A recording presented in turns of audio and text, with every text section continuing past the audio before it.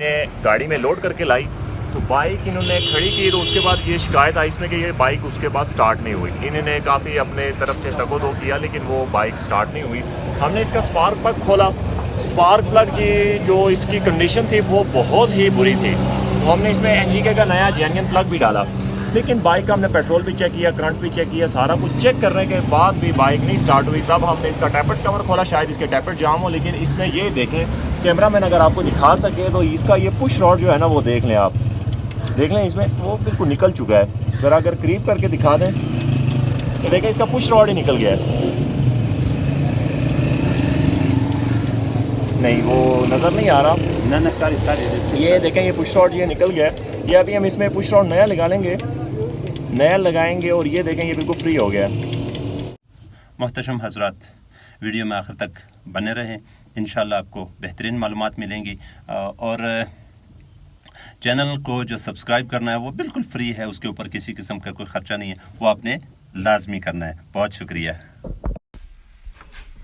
जी। तो ये आप देख लेना, देखें कि ये प्लग से जो है वो पुश रॉड के सिरे से को हिलाया जा रहा है।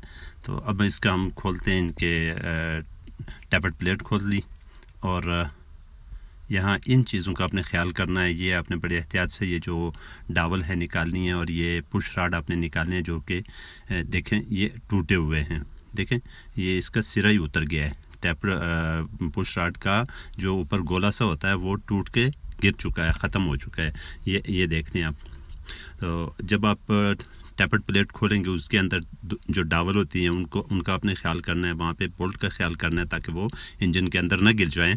तो ये देखें इसका एटलस होंडा का जेन्युइन जो पुश रॉड हैं वो अब इसमें हम इंस्टॉल करने लगे हैं।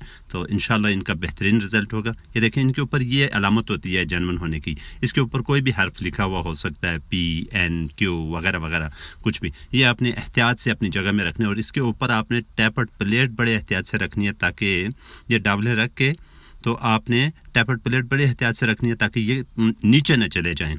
देखें बहुत एहतियात से आराम से रख के, तो इसको आप ये रखा जा चुका है, हो गया।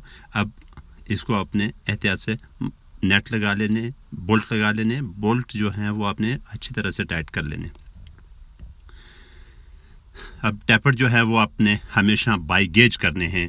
इसके लिए 0.05 मिली की गेज होती है, तो आप गेज से करेंगे तो इंशाल्लाह आपके बाइक की साउंड भी अच्छी होगी, आपके इंजन की आवाज़ भी अच्छी होगी और वो उस तरह की खड़ की आवाज़ या छड़ की आवाज़ उसमें से नहीं आएगी।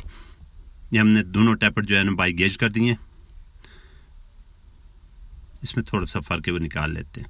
ये देख अब फिट हो गया, बिल्कुल यस हो गया। अब इसको वापस इसका टैपेट कवर लगाते हैं और टैपेट कवर लगाने के बाद इसका जो है आपने अच्छा कोई भी चीज़ जो है, कोई भी नेट जो इंजन के अंदर है उसको आपने डबल चेक ज़रूर करना है।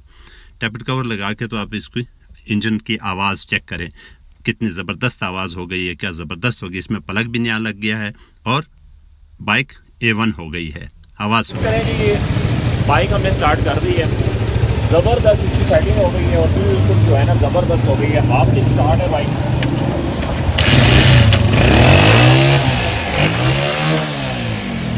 नए आने वाले मोहतरम हज़रात चैनल को ज़रूर सब्सक्राइब करें, ये बिल्कुल फ्री है, इसके ऊपर कोई ख़र्चा नहीं होता। बहुत शुक्रिया।